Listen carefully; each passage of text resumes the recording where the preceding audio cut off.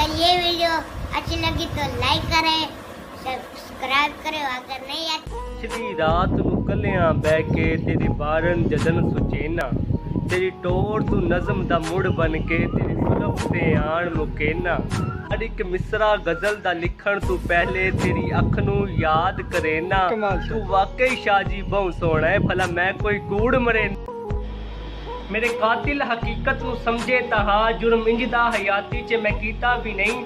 मेरा सच्चा जमाने नू तिसदा पिया है, किसी अख तू होया कंडीता भी नहीं। मैनू तेरी कसम कदी तेरे सिवा जाम कहंदे हत्थां चू पीता भी नहीं। क्यों मेरे शरीकां दी हिक चाल ते हथ मेरे लहू च रंगेंदा पिया है। मैं भजदा ते नहीं पर इतना ते दस केड़े जुर्म च सूली टंगेंदा पिया है। तेरी झूठी मोहब्बत तू रज पुज गया, तेरे मिठरे बुलारे दी काई लोड़ नहीं।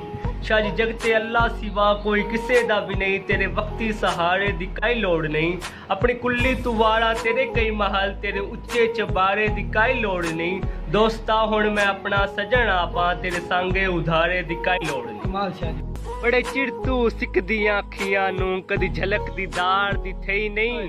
ओए असा जदन दे फुटे आए इंज लगदा है जिवें जिंदगी जई नहीं। और मेरे साह दे शाजी वारिस नू या खबर बीमार दी गई नहीं, या मैं जे बशन निमाणे दी हुण लोड़ जनाब नू रही नहीं।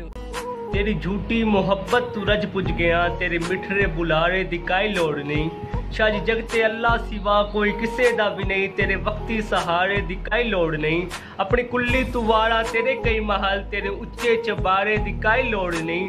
दोस्ता हुण मैं अपना सजन आपा, तेरे संगे उधारे दी काई लोड़ नहीं।